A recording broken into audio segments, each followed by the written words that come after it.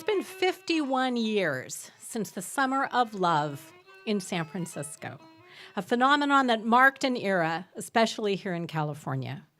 As part of the counterculture's rejection of the establishment and appreciation of individuals making real things, and perhaps also a reaction to record company-controlled sound that was prevalent in popular music at that time. Interest in traditional music and arts had a renaissance nationwide. This included everything folk: dress, visual arts, dance, and traditional American music among them. The Central Valley was no exception.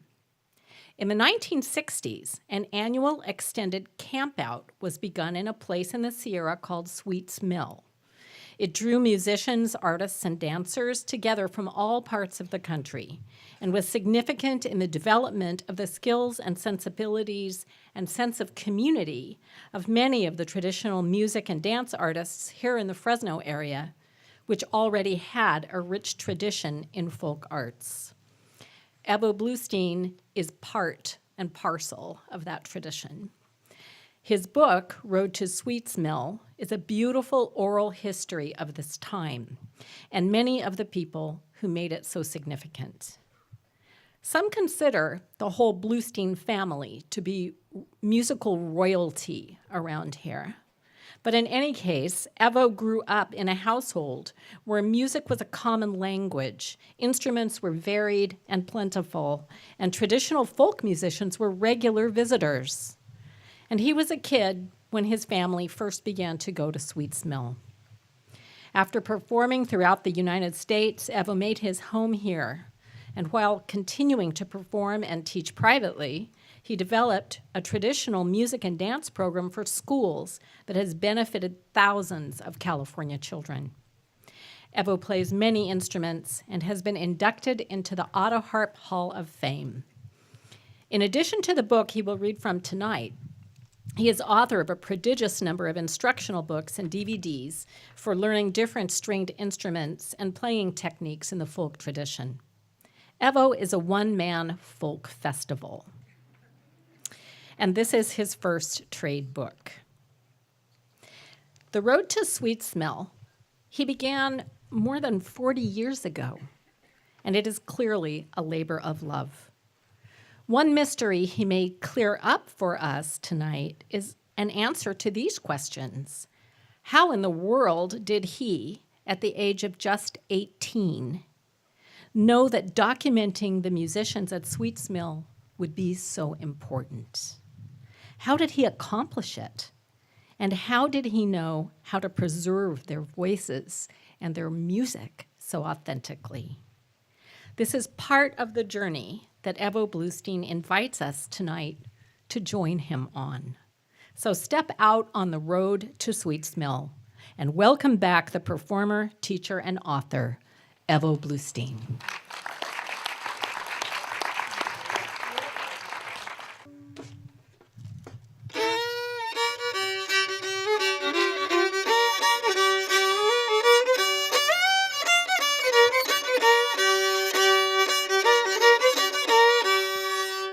Down sat the owl all dressed in white, a lonesome day and a lonesome night.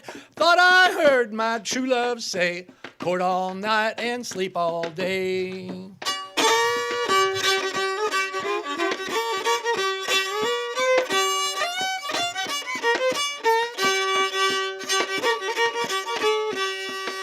Same old man living at the mill. The mill turns around of its own free will. A hand in the hopper and the other in the sack. Ladies step forward and the gents fall back.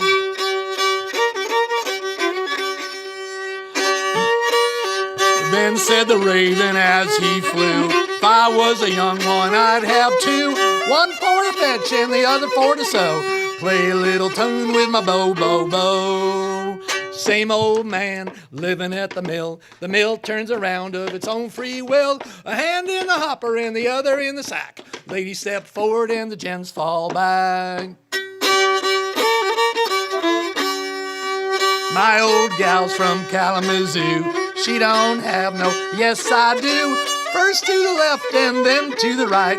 This old mill turns day and night. Same old man living at the mill. The mill turns around of its own free will. A hand in the hopper and the other in the sack. Ladies step forward and the gents fall back.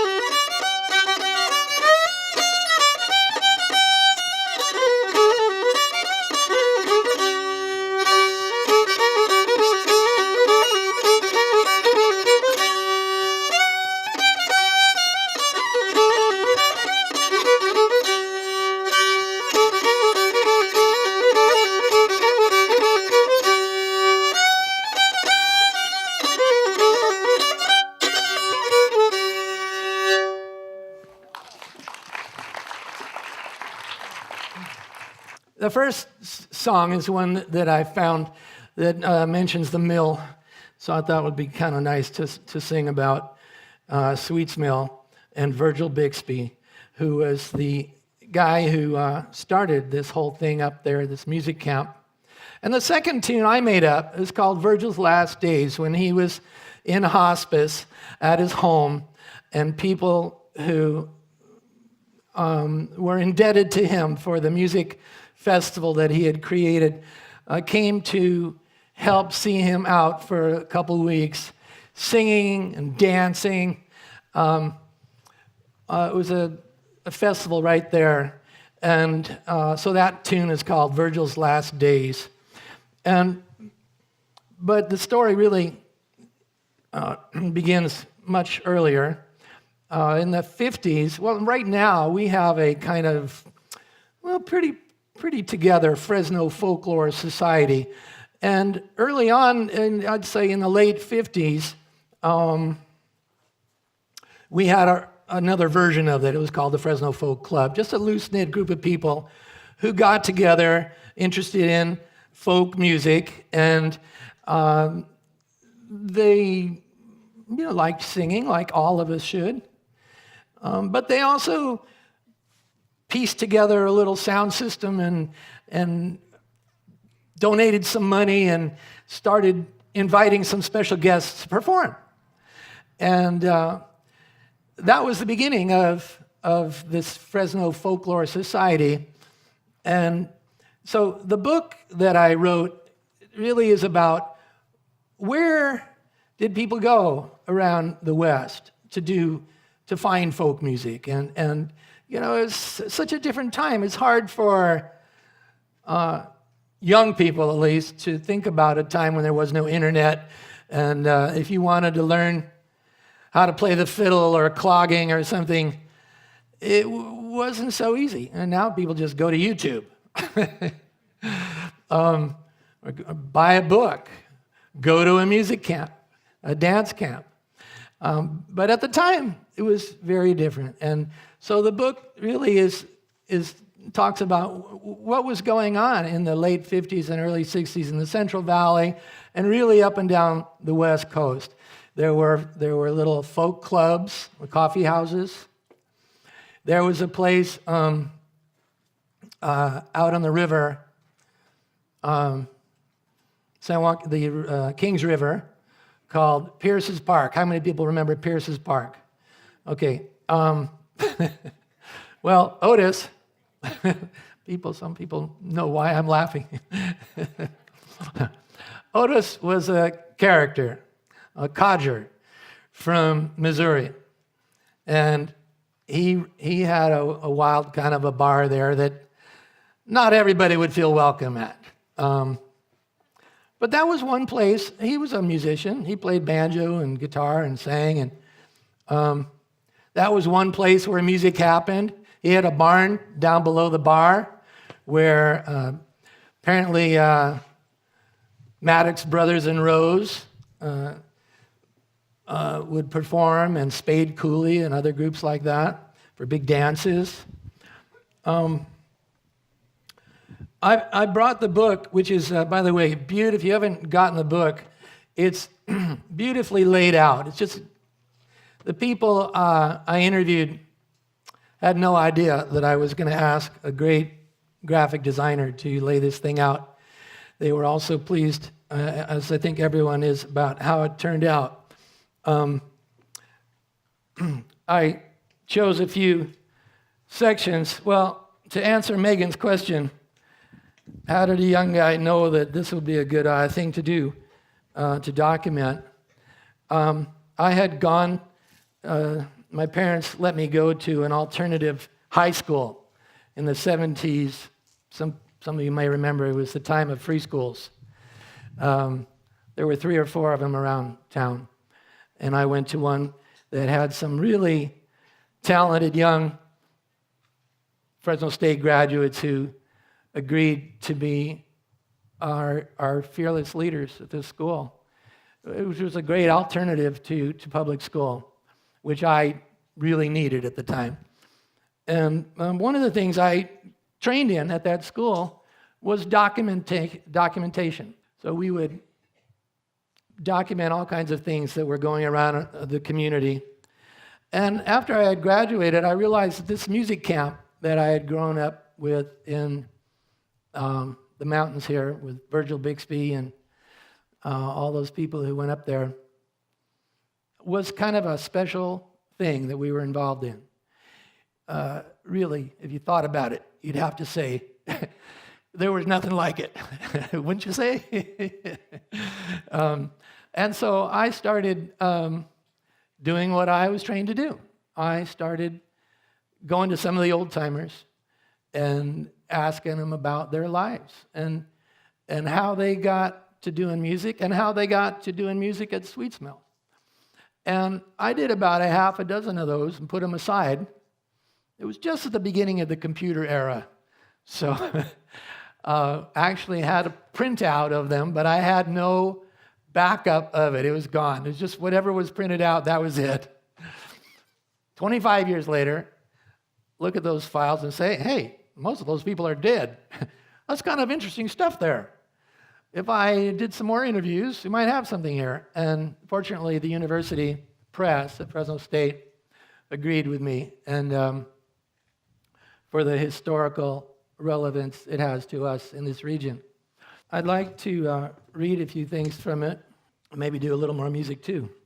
And part of the point of this book is that it lives in many things that came after it, that could not have developed without it. There are music and dance camps all over this country you can sign up for and be sure that you're going to learn from these teachers and those people. And at the time, this was one of the first things like it, and it influenced everything that came afterwards. I wrote a little introduction here. In the summer of '75, I slept on a 100-year-old wagon parked atop a mountain in the Sierra Nevada. Peering across the San Joaquin Valley, the lights of little towns shimmered below as countless stars twinkled above. Music from a hot old-time jam drifted up the hill from the Shady Oak Cantina. Simultaneously, I heard a beautiful session under the trees in the Irish kitchen. The loudest music was the furthest, a Bulgarian brass band playing a Balkan dance on the stage below the lodge. It was as if 3 radio stations of different ethnic origin were all tuned in at once. If I listened carefully, I could guide my ears from one session to another. I had returned to the mill at age 18 after a hiatus of several years. I had been coming here since I was 6 years old, and some things remained the same. By day, the pond provided relief from the heat. At night, the air was dry and mild, and music and dance often lasted until dawn. That was kind of well into what I would call the heyday, lots of different kinds of music. But the way it started was just, we'd have a concert here. Well, let me read from Ron Tinkler. Ron was, all these people's interviews kind of meld together. If I ramble around, it's because somebody said, time is nature's way of keeping everything from happening at once. I want to say, there's 3 people in my mind that were kind of especially central to American folk music development in this region. One was Kenny Hall, the blind mandolinist fiddler who just inspired so many people around the whole country and beyond, and lived right here until fairly recently. He died at the age of 90. And another fellow was Virgil Bixby, who I mentioned started Sweets Mill. And the other was my father, whose area for bringing about these happenings in the world of folk music was through the university. He was a professor of folklore and literature. How many people ever had a class from my father? There you are. Hi. So he managed to do some things through the university that were different than the other two. And between the three of them, we were known to have our stuff together around here in our folklore society that a lot of people didn't have going on. Ron Tinkler had been here a long time, Clovis boy. And he came up out of high school there in Clovis with another fellow, Jim Ringer, a guitar picker and singer. They were playing country music of the day. I'll just read a little bit from his interview. It was probably 1961 that we started going out to Otis Pierce's, which was known as Pierce's Park. It was a bar and dance piece of land on the Kings River, southeast of Fresno. I guess it was about 1963 when we met Kenny Hall. We saw him once in Fresno. He was living at the time in Napa. Jim and I would drive up and take him to Fresno for the weekend. It was a hell of a trip, driving up after work on Friday, come back late at night, play music till wee hours, take him back up on Sunday. This was maybe a year and a half after we'd been going out to Pierce's. After about the 8th time bringing Kenny down, we thought it would be a great coup to take Kenny out to see this old banjo player, Otis Pierce. So we put Kenny in the car, drove out there, and we didn't tell him where we were going. We just told him, we're going to see an old guy who plays music. We got out there and walked in the door. Otis was sitting at the end of the bar, and he turned around and said, "Oh, hi, Kenny." Kenny said, "Otis, is that you?" Jim and I were just deflated. We thought we were doing this great thing, getting these two guys together. Anyway, he goes on to talk about how he and a few other friends started to get the Fresno Folk Club together. One of the people that was around here was an old fiddler from Missouri named Ron Huey, lived in Fowler. Anybody ever remember Ron Huey? So I was kind of small up at Sweet Mill, but I remember him. He played fiddle and always had a big cigar in his mouth. And Peter Everwine, who's going to be reading here later in this season, a great poet, was already in the English department when my father was hired here in 1963. And the chairman of the English department thought, well, they're both banjo pickers. We'll put them in the same office in case they played music. You know, they will put them out in home ec so they won't bother anybody. But Peter Everwine ended up going out to Pierce's Park. And I did a wonderful interview with Peter for this book. He said, I don't think your dad would have liked it out at Pierce's Park. You know, it was kind of rough. And but he said, I loved it. They knew I was from the English department, so they gave me a hard time. I was an academic. But when it came to music, they respected me. And so there were some fellows that ended up playing together. Great musicians. A guitarist named Frank Hicks, who was a country swing guitarist, and Ron Huey, this Missouri fiddler, Kenny Hall, and Peter Everwine became known eventually as the Sweets Mill Mountain Boys. And they played all up and down California, and that was a pretty big thing around here, because at the time, when it came to something that we would call a bluegrass band, there was nothing else around here anyways. So there's a lot of talk in this book about that. And then this Clovis boy I was talking to you, Ron Tinkler, he became part of a later band with Kenny Hall. It was called the Sweetsmill String Band. And, we have this endearing term we all use now, old-time music. It could refer to a lot of things, I'm sure it does. But among the people who play southeastern rural string band music, that's kind of a long word for it, we just say old-time string band music. We used to say mountain music. Fiddles, banjos, clogging, guitars, stuff like that. It's where bluegrass came from. And Kenny Hall and the Sweetsmill String Band were another generation of influential musicians that came from right here. And Ron played banjo in that group. Let me go to a nice thing. Kenny is talking about how he met Ron and Jim. They went up to Sweetsmill. He says, the way I met Jim Ringer and Ron Tinkler was at Sweetsmill in 1962. Virgil wanted quiet around the house, so Jim and Ron introduced themselves to me and said, let's go down the road a ways. We'd like to show you our music and see what you think about it. So we went down there, us and a bottle of whiskey, and we sat down in the middle of the road, started playing music. I told him, Ron, no, that harmony ain't right. Well, that's hillbilly, he says. It was mostly Jim who said that.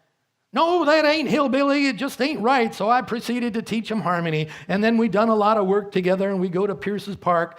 That was never any money made, but by them anyway. They'd spend it all buying drinks for them and me. So Otis was tickled. He was more than glad I was out there because he didn't have to pay us anything. I'll tell you something more from Ron. The very beginnings of weekends up at Sweetsmill happened after folk club concerts in Fresno on Friday nights. Virgil Bixby would stand up and say, why don't we just all go up to the mill tonight? Everyone would go home, get sleeping bags, drive up there, stay until Sunday afternoon, and drive home. Virgil did that no matter who was playing in Fresno, whether it was the Humbeats, Doc Watson, the New Lost City Ramblers. We did that during summer or winter. Pack in, light a fire. All of a sudden, there were weekends going on, but some people thought they were coming to something that needed to be paid. Virgil would charge them $15 for camping privileges. There was hardly anything organized. It was total folk process. If somebody was playing something that you thought was pretty groovy, you could go over and say, hey, why don't you show me that? That's what I did to Mac Benford. The first 3 or 4 summer camps were no more than 50 people, and nobody paid to go. It wasn't a formal campout. Folk club gatherings developed to the point that in '64, there was a job to be had playing music, and people would come for workshops. I doubt if there's a week goes by that I don't think about those days. This guy, Jim Ringer, as I said, he played the old-time string band, the folk songs, and with Kenny Hall. But then eventually he split and joined with Mary McCaslin, another singer, and they were songwriters, a great singer-songwriter duo. And one of Jim's early songs is just a beautiful song that has to do with where we are together right now on the San Joaquin. And it's a beautiful, beautiful song called Rachel.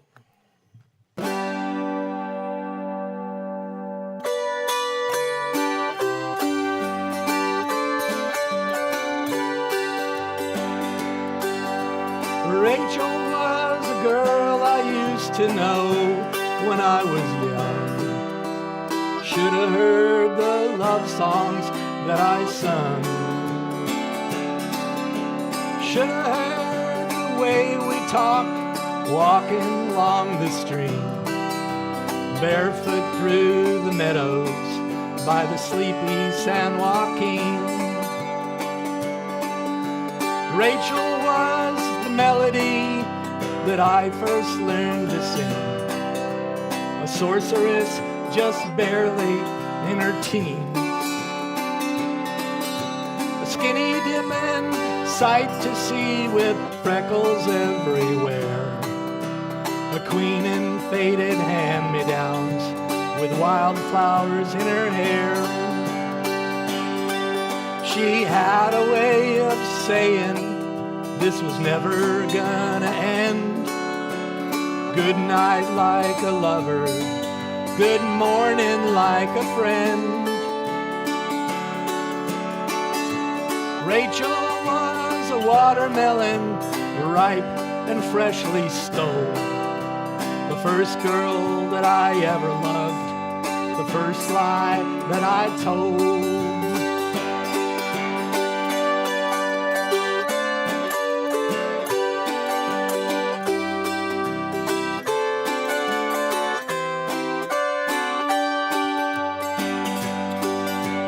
Rachel danced and Rachel sang and Rachel held my hand. Rachel watched me grow into a man. Rachel sat and listened to me when I told a lie. And Rachel waved me out of sight when I said goodbye. Now the San Joaquin still rolls along where me and Rachel stroll. But the meadows turn to parking lots and me and Rachel's old. Rachel's just a memory that I still like to hold. The first girl that I ever loved, the first lie that I told.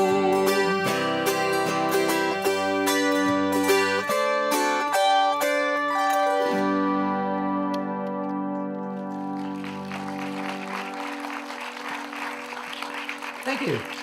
So, before we get up and walk around a little bit, let me just say that in the middle of this crazy process of putting together this beautiful book, these reel-to-reel tapes, remember those? Open reel tapes? A couple boxes of them showed up on my doorstep.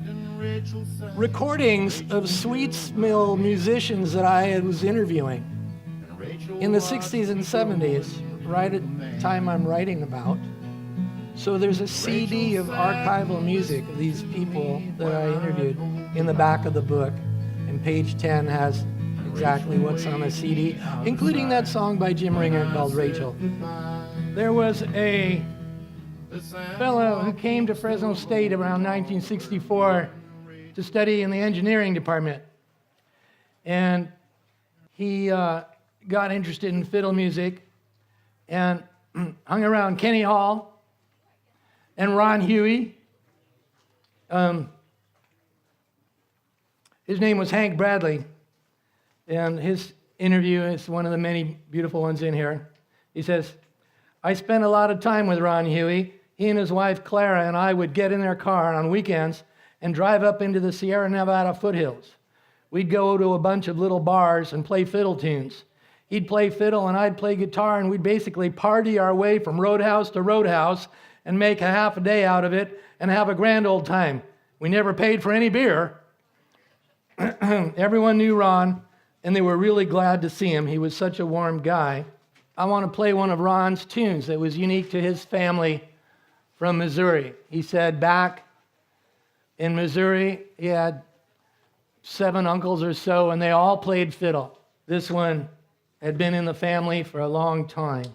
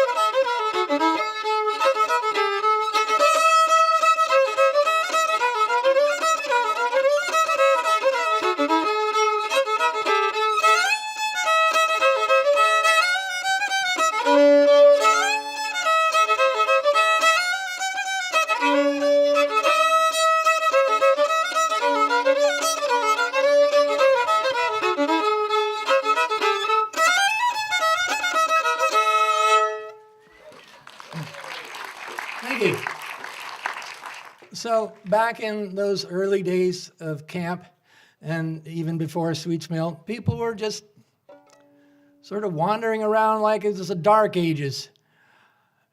Have you ever heard a Carter family song? I never heard a Carter family song yet. Have you ever heard, do you know anyone who plays banjo? No, I don't know anyone who plays banjo. But little by little, we figured out where to go to find those things. And if, like it said, like I already read, Ron Tinkler described a wonderful scene. If you went to a music party back in the 60s, there was a group of people who knew what they were doing in the middle of a bunch of people playing at each other. And if you didn't quite know what you were doing, you would not be in the center. You'd be out a little bit. And if you really didn't know what you were doing, you'd stand way on the edge. And as soon as you figured out how the tune goes a little better, you work your way into the middle a little bit more. And that's kind of how a lot of people learn that music. Ron Huey was saying in Missouri, when he was growing up, it was so different than now. You learned the tunes that were in your family. And the only way you learned a new tune was if somebody from outside the county came to visit. And they might play that tune one time. And you had to try to catch it. And, you might get halfway right and maybe not. That's what we call the folk process. Actually, that fellow I was talking about, Hank Bradley, he actually says in his interview, I take responsibility. I was the first one to get those Berkeley types down there. That's when things really changed. Remember, we're talking about the late 60s, and it started to get a little wild and crazy. I'm looking for Nada Lewis here. She's a klezmer musician, accordionist, playing Eastern European music. So Nada Lewis, she was instrumental in bringing this group from LA that did Balkan music, Greek, Serbian, Croatian, different music from Eastern Europe. And people, instruments that we hadn't heard before, rhythms that we hadn't heard before. And she said this group was called Pituguli. Came out of the UCLA ethnomusicology department once that started up. She said, the first time Pituguli Balkan band came up from LA, it was my second or third year at the mill. They finished playing a very nice set, and people were dancing. The band put their instruments down on a bench and went to get some coffee. People crept up and picked up the different instruments. The bagpipe kind of squeaked, and the other instruments made their noises, and that was the beginning, because the next year we had workshops in Balkan music and dance. And one of those guys in that Pituguli Balkan band gave a great interview here. They were part of the official band for the University International Dance Troupe, which was called Aman. So he said, we played a lot of festivals. There was a famous folk dance teacher. He and another guy would come to our gigs and pull everybody out and teach them the dances for the music that we were playing. They were developing the dance scene while Pituguli was growing into maturity as a band. It was a mutually beneficial relationship. People got used to dancing a single dance for 10 minutes, not like the records. People preferred dancing to live music. They wanted to make requests and have the band play for them in the middle of the floor. It became the definition of a good time in folk music and dance, a Pituguli dance.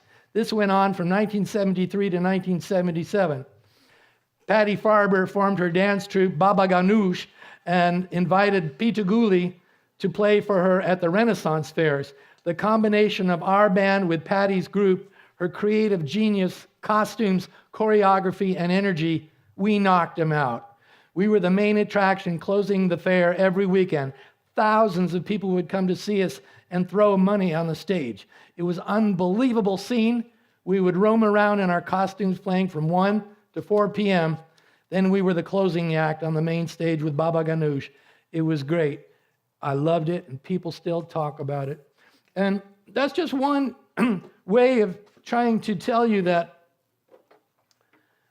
when you get interested in traditional music, it helps bring the world a little closer together. You realize, well, I don't have to just play music from the Appalachian Mountains. You know, if you go a little further, New England fiddling is pretty neat stuff too. So are the dances that go with it. Or if you go south, the Mexican folk music is very amazing.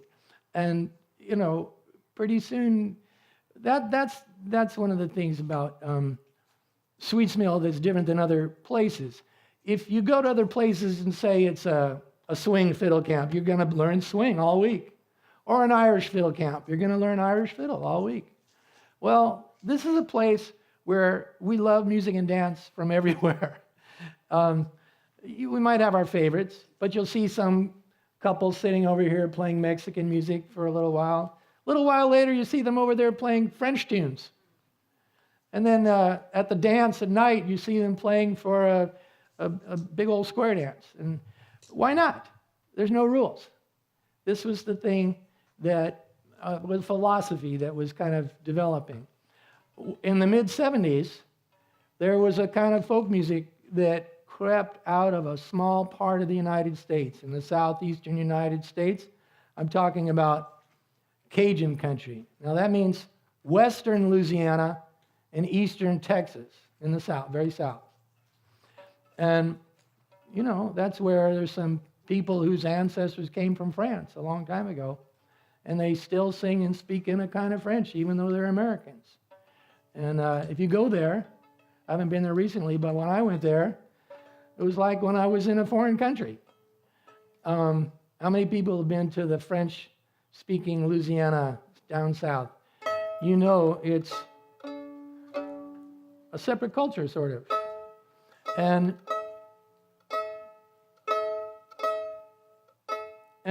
about the mid-'70s, that music started to creep out of Louisiana and across the country with the help of pop culture. Like, how many people remember the movie The Big Easy?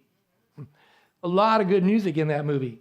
The plot was so-so, but in 1968, my parents brought us to live with them in Europe, and we studied, the 4 kids studied French, which we got back home and said, why do we want to know French in California? But when Cajun music came popular out here, it was real helpful to know French. So here's a famous Cajun waltz called Jolie Blonde.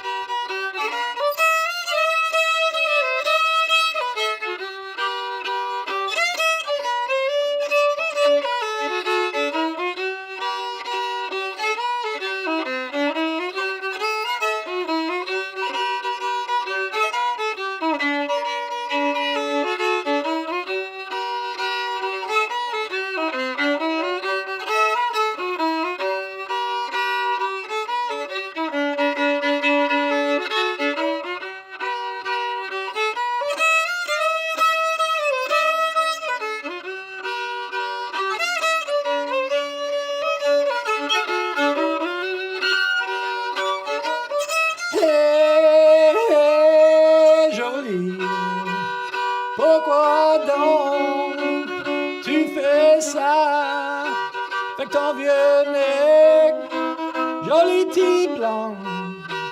Pourquoi donc tu fais ça avec ton nez? Elle était dans des misères, jolie fille. Pourquoi donc tu fais ça avec ton vieux nez? Et jamais j'aurais cru quand j'ai vu.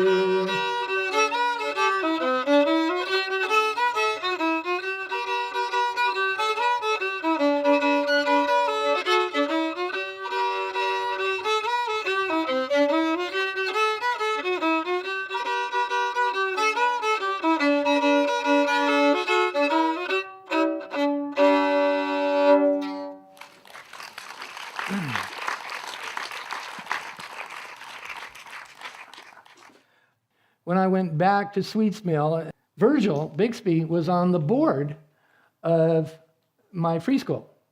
And he said, hey, Evo, why don't you run, as a school project, a food kitchen up at camp? They had some food kitchens, and they were kind of international cooking, and they said, well, some people just want their corn on the cob, right, Dave? And their pea soup, right? Dave was there. So we were the burger, corn on the cob people. And that got me back to camp. And so I was hearing all these people that I later interviewed, and they were kind of my heroes. I had grown up in the household of Evo Bluestein and had exposure to all these amazing American folk musicians, but being at Sweets Mill, watching these people just sit around playing, I realized, oh, I kind of know all this stuff. And I picked up the fiddle and other instruments and went full speed ahead. Rita Bixby, Virgil's daughter-in-law, wrote some beautiful comments here. There was a pervasive feeling all during those wonderful years that anybody you met at Sweets Mill, you could have to your house. Leave your house to them and never give it a thought. Likewise, you would be welcome at their place. It was like a network or an underground railway. There was such an openness and trusting spirit. That kind of atmosphere provides very rich soil, a kind of cross-fertilization. I know that a lot of people became catalysts in their immediate group, and it fanned out from there. If a band from Berkeley and another band from LA are doing the same kind of music, they'd all end up at Sweets Mill.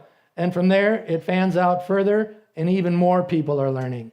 Somebody comes up there lugging a cymbalum. That's a Eastern European kind of a hammered dulcimer. And everybody says, wow, what is that? I really like the way that sounds. They go home to wherever they came from, and they make it their business to find out how to get one, who makes it, who plays it, where the music is from. And Virgil would get the input on a one-to-one basis, and he would plan it for the following year. It was incredibly fertile. One of the things that's most heartening to me is that many people who had the Sweets Mill experience have become goodwill ambassadors and took that experience and tried to reproduce it in some other way. I've seen it over and over again. The kids of Sweets Mill have become the parents of the music and the tradition. Yes, it can be done no matter what's going on, through the 80s, the 90s, and into the next century, because it speaks to the best in everybody, right across the board. Virgil can be very proud that he has produced a generation of givers. And I, as was mentioned earlier, teach dance, folk dance, to kids around the state of California, mostly in schools, in a week-long folk dance residency that I invented. That's been going for over 20 years. And that's my way of kind of living that kind of lifestyle every day and sharing it with people. And if it helps them interact with people in a way that traditional dance and music can bring about, then I'm doing what I enjoy. So Sandy Bradley was one of my heroes. She was in one of those string bands from Seattle, but she became a dance caller. And this is something that's a network all over the United States. People calling live, calling dance callers, calling to live music. None of those dorky recordings that we grew up in school dancing to. Real people playing real music and a real caller giving you the instructions. And that's what I do now, one of the things I like to do. But she was one of my mentors for that. And she just describes how that happened. When she just got drafted into this string band in Seattle in the 70s, she said, I showed up at this Gypsy Jippo string band gig and landed the guitar position right away. We got lots of gigs, many of them at a bar in downtown Seattle. We'd play and young people would get up and jump around like good hippies do. Clearly, they wanted to dance but had no idea what to do with the music. When I yelled, circle to the left, they all got a handle on it. It was partly tone of voice, the one you used to tell your 3-year-old to get out of traffic. Very urgent and loud. Plus, the only way the Jippos could keep time was by playing fast, so squares were exciting because centrifugal force really came into play. Before then, musicians and dancers kept pretty separate. Musicians didn't want to be bothered, and neither did the dancers. They all just wanted to do their thing. In my head, they had to go together. Dancing is good for you. You can have all kinds of issues with the people in your community, but it all gets healed and normalized if you meet in a right and left grand and you're both smiling. So this is one of my strong beliefs, that this is something we're meant to do, of course, music and dance. And dance is just an expression of the music, an extension of the music. You get it into your body and you get a little coordinated, left and right, and all these little moves, and you're interacting on the beat with other people. And it gets you out of yourself and connects you to the larger world. And when you do it with your own traditional culture, that's great. And pretty soon you might say, well, what about that Greek dance? That looks fun. How does that go? And what about that klezmer dance? I'd like to learn that, Pretty soon, there's no boundaries. Wouldn't that be nice? Imagine, as John Lennon said. Oh, yeah, here's Ray. Ray Burrell is a fellow sort of my age, and he's been around California a little longer than I have, playing bluegrass and folk music. And this is typical of how a lot of people, this is one of the things I was interested in these interviews. How did these people turn on to folk music in the early 60s? I mean, it wasn't, right now, if you can think of a music, you can figure out how to get to it, right? The world is a smaller place now. But the stories are pretty fun. Here's one of them. When I was 19, he says, I knew enough songs to start playing in coffee houses in San Diego. I played by myself and with a buddy. We learned Foggy Mountain Top from a New Lost City Ramblers album.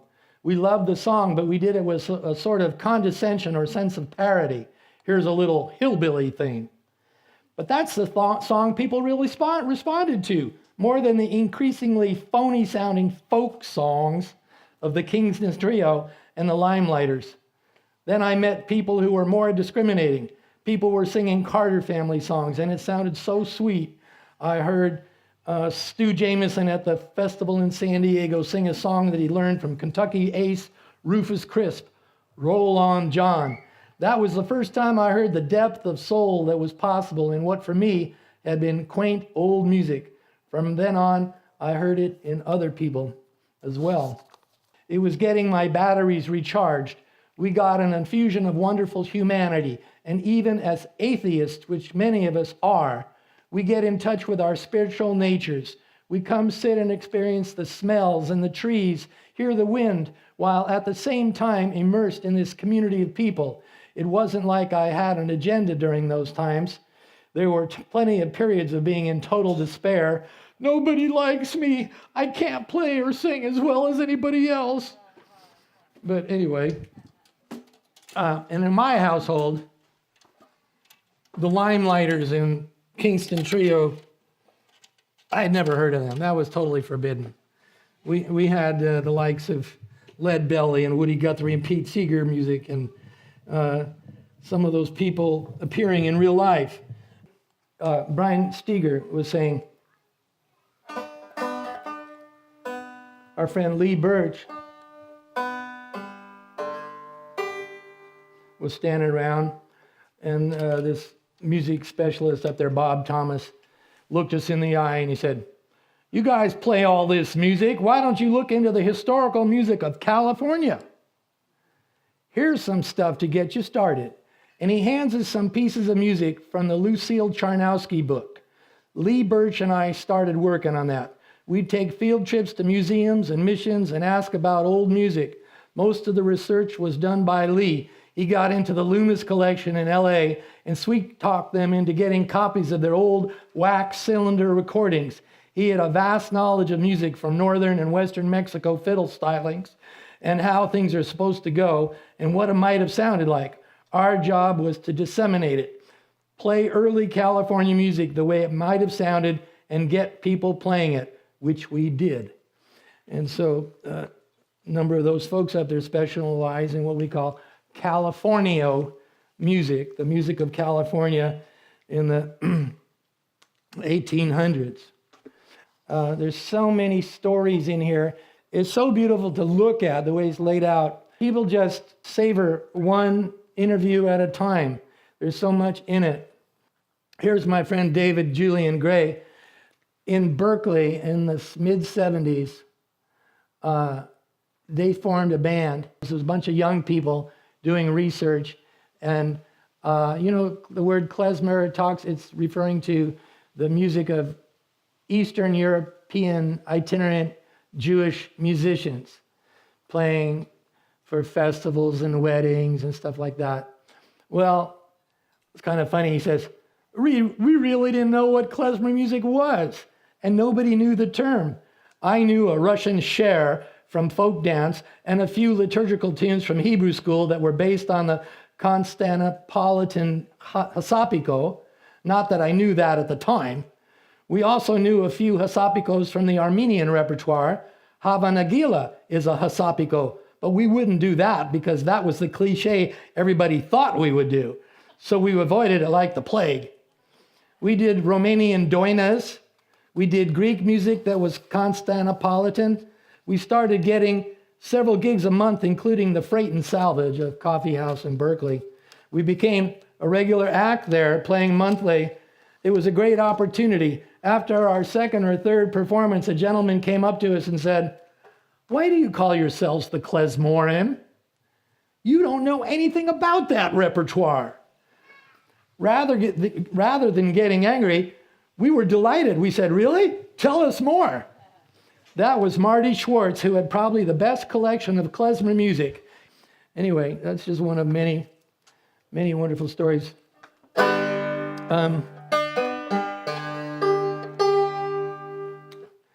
There's a great chapter about a singer that I hope you'll have here.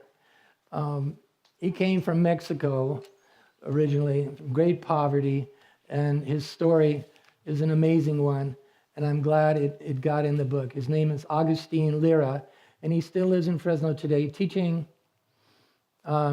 guitar to young people in Central Fresno. And he was the musical and theatrical division of the United Farm Worker Movement, working for Cesar Chavez, organizing farm workers for the right to have a decent living, the end of the short-handled hoe and bathrooms in the fields and all kinds of things that we would wish any worker to have. And it was very, very tough. And his story is a great one in this book. So I hope you'll have Augustine sometime do music, because it's also a kind of a lecture concert that's very informative. Many people over the years, as part of the kind of subtext, hidden meaning in the title, Road to Sweetsmill, many people got lost on that road and didn't make it there the first time. They were like, maybe the second time they got there. Along with those amazing recordings that came my way, I knew where a lot of the photographs were from the 60s and 70s around this subject. And some of them were from the great Fresno photographer E.Z. Smith, and some of them were from the great Fresno photographer George Elfie Ballas, and I took some, and there's a bunch of others that crept in there. And the graphic designer was Christy Carlson, a wonderful Fresno talent, and my wife Juliana and Megan Bohegian helped me edit this thing, and I think you'd enjoy it. Anyway, thanks for coming, and you can sing in this. If I was on some foggy mountaintop, I'd sail away to the west. I'd sail all around this whole big world to the girl I love the best. If I had listened what Mama said, I would not have been here today, lying around this old jailhouse, weeping my sweet life away. Here's your part. Ali ole, oh, ali ole, ali ole, ole, ole. Want to try it? Ali ole, oh, ali ole, ali ole, ole, ole.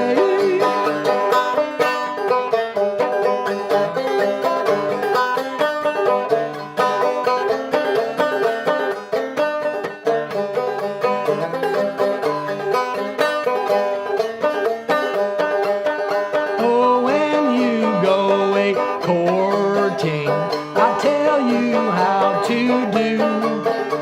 Pull off that long-tailed roustabout, put on your navy blue. Ali ole, oh, ali ole, ali ole, ole, ole. Oh, when you see that girl of mine, there's something you must tell her. She need not to fool, no time may wait, courting some other feller. She's caused me to weep, she's caused me to mourn, she's caused me to leave my home. For those lonesome pines and those good old times, I'm on my way back home. Here we go. Ali ole, oh, ali ole, ali ole, ole, ole. Thank you, everybody. Thank you.